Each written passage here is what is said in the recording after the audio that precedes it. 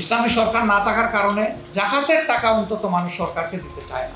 আপনি যদি আমাদেরকে এই আমানতের দায়িত্ব দেন, আমরা চেষ্টা করব আপনাদের আমানত যথাযথভাবে পৌঁছানো। এই জাকাতের টাকা এটা আগুন, এই আগুনে আমরা হাত দিই না, দিব না। নেতাকে ক্ষমতায় নেওয়ার জন্য নয়, আল্লাহর কোরআনকে ক্ষমতায় নেওয়ার জন্য। আমার ভাই এখানে একটু জাকাতের দিকে ইঙ্গিত দিয়েছেন, এটা হচ্ছে মালের ইবাদত। আমি যদি আমার নিচের দিকে যারা আছে, প্রতিবেশী যারা আছে, রাস্তায় চলতে যাদেরকে দেখি, তাদের দিকে তাকাই, তাহলে দেখবো যে আল্লাহ তাদের তুলনায় আমাকে অনেক ভালো রেখেছে। আলহামদুলিল্লাহ, শুকুর আদায় করবো মুখে কালিমাতুশ শুকুর বলে আলহামদুলিল্লাহ, কিন্তু প্রকৃত শুকুর আদায় হবে যদি দেখি আমার কোনো প্রতিবেশী কষ্টের মধ্যে আছে, তার খোঁজ নিয়ে তার কষ্ট দূর করা এবং সে কিভাবে সম্মানের সাথে খেয়ে বেঁচে চলতে পারে তার একটা ব্যবস্থা করে। জাকাতের অর্থ এটি নয়, মকসুদ এটি নয় যে বাজারের এভারেজ মূল্যের অথবা বিলো এভারেজ কোয়ালিটির কিছু কাপড় কিনে কিছু শাড়ি এবং লঙ্গি বিতরণ করা হবে। আল্লাহর কসম, আমি জাকাতের মকসুদ এটা একেবারেই বুঝি না। এটার জন্য জাকাত নয়, এটা একটা ইলজিক্যাল ম্যাটার, অযৌক্তিক বিষয়। একজন মানুষ দাঁড়ে দাঁড়ে হাত পেতে হয়তো 100টা শাড়ি পাইল, 50টা লঙ্গি পাইল। একজন মানুষের বছরে কয়টা শাড়ি কয়টা লঙ্গির দরকার পড়ে? 1টা বা 2টা, 3টা বা 4টা ম্যাক্সিমাম। তো বাকিগুলা কি করবে সে?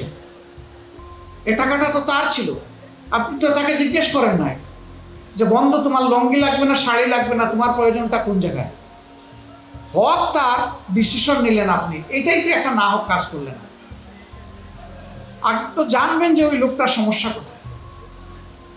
আল্লাহর হাবিব বলেছেন তোমরা জাকাত এমনভাবে মানুষকে দাও যাতে ওই নিচের হাতটা আর দ্বিতীয়বার নিচের হাত না থাকে, পরবর্তী পর্যায়ে ওইটা যেন উপরের হাত হয়ে যায়।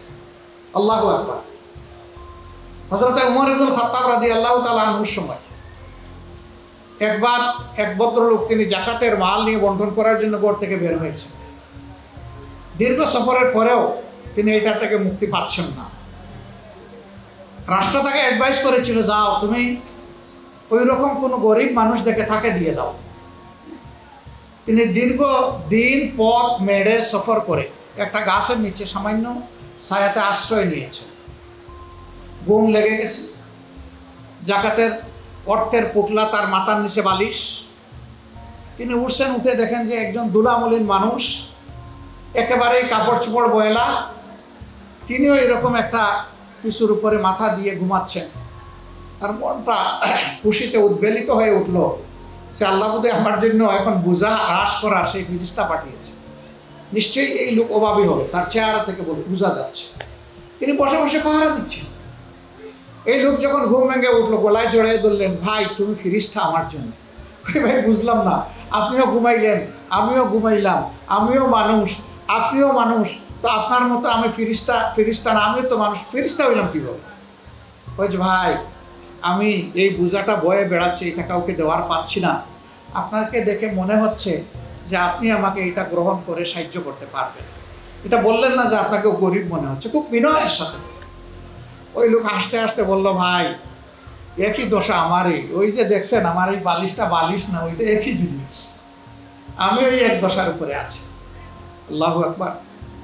আল্লাহ তাআলা চাইলে এইভাবে সমাজকে নিয়ামত দিয়ে ইউনিফর্মলি পরিপূর্ণ করে দিতে পারে। আল্লাহ রাসূল কঠোরভাবে বলেছেন, যে নিজে পেট পুরে খায় আর তার প্রতিবেশীর অভুক্ত থাকে তার দিকে নজর দেয় না, ফালাইসা মিন্না, এ আমার উম্মত নয়, এ আমার উম্মত হওয়ার দাবি করতে পারে না। রাসূলের সাহাবীরা জিজ্ঞেস করছেন, যদি ওই প্রতিবেশী ইহুদি হয়, আল্লাহ রাসূল পাল্টা প্রশ্ন করেছেন, সে কি মানুষ নয়? ইহুদি না মুসলিম এটা তোমার দেখার বিষয় নয়, তোমার দেখার বিষয় সে তোমার প্রতিবেশী আর সে অভুক্ত। জাকাতের এই টাকা বিভিন্ন সংস্থা গ্রহণ করে, যেহেতু আমাদের দেশে ইসলামী সরকার নেই, ইসলামী সরকার না থাকার কারণে জাকাতের টাকা অন্তত মানুষ সরকারকে দিতে চায় না, যে তার এই টাকাটা জাকাতের নির্ধারিত 8টা খাতে ব্যয় হওয়ার গ্যারান্টি থাকবে কিনা, এই ভয়ে দেয় না। অন্যান্য সংস্থাগুলো নেই, আমরা যে সংগঠনটা করি আমাদেরকেও যারা দেন তাদের এই আমানত আমরাও গ্রহণ করি। তবে আমরা কারো উপর ইনফ্লুয়েন্স খাটাই না, জোর করি না। আমরা এতটুকু বলি যে আপনি যদি আমাদেরকে এই আমানতের দায়িত্ব দেন, আপনার আদায় করার কারণে আপনি সওয়াব পাবেন, আর আমরা বাস্তবায়নের কারণে আপনাদের উসিলায় একটা সওয়াব পাব। আমরা চেষ্টা করব আপনাদের আমানত হকদারের কাছে কোনো কম বেশ ছাড়া যথাযথভাবে পৌঁছানো। এরপরে যদি আমাদের জ্ঞানের অভাবে কোনো ভুল হয়ে যায়, আল্লাহর কাছে মাপ চাই। কিন্তু স্বেচ্ছায় সব জ্ঞানে এই জাগাতের টাকা, এটা আগুন, এই আগুনে আমরা হাত দিই না, দিব না। এটা যার পাওনা তার কাছে আমরা পৌঁছে দেওয়ার চেষ্টা করি। আর আমাদের পদ্ধতিটাই হচ্ছে যে ওই পদ্ধতি যেটা আল্লাহর রাসূল বলেছেন, যাকে একবার জীবনে দিবা তার জন্য দ্বিতীয়বার আর কারো কাছে হাত পাততে না হয়, এমনভাবে তাকে একটা কিছু করে দাও। আমরা ওইটাই চেষ্টা করি। তাকে পয়সা দিয়ে আমরা বসে থাকি না, তাকে তদারকি করি, সঙ্গ দিই যে সে প্রপারলি এটা ইউটিলাইজ করেছে নাকি এটা ফান্ড ডাইভার্ট করে অন্য কিছু করে ফেলেছে। আমরা বিশ্বাস করি এইভাবে একজন অসচ্ছল লোক যদি জাকাতকে পরিপূর্ণ আমানতদারির সাথে তিনি যদি গ্রহণ করেন, ইনশাআল্লাহ আল্লাহ রসুলের কথা সত্য যে দ্বিতীয়বার তাকে আর হাত পাততে হবে না। আমরা বিষয়গুলোকে এইভাবেই হ্যান্ডেল করার চেষ্টা করি।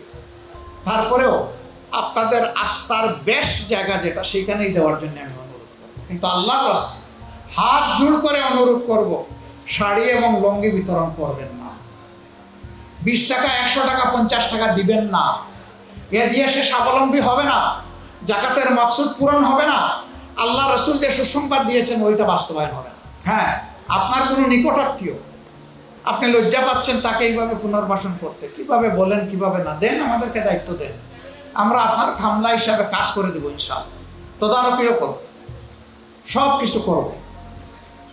আপনাদের সাথে আমরাও আল্লাহর দরবার থেকে কিছু পাওয়ার আশা করি, এবং বড় টার্গেট থাকবে সমাজ থেকে যেন আমাদের দারিদ্র্য বিমোচন। এই পথে আসলে সম্ভব যখন ইসলামী রাষ্ট্র পূর্ণাঙ্গ কায়েম হবে। আমরা যেটা করি এটা একটা অংশ, এটা একটা পার্শিয়াল খেদমত, এই দিয়ে ওই মূল মকসুদটা পূরণ হবে না। এই জন্য মূল জায়গায় আমাদের যেতে হবে যে দিনটা পরিপূর্ণভাবে সমাজে কায়েম হবে। এই ক্ষেত্রে যার যার জায়গা থেকে সর্বোচ্চ অবদান রাখবে। মনে রাখবেন, ইন্ডিভিজুয়ালি সবার উপর আল্লাহর কসম, মাবুদের জাতের কসম, দিন কায়েমের কাজ করা ফর সবার উপর ইন্ডিভিজুয়াল।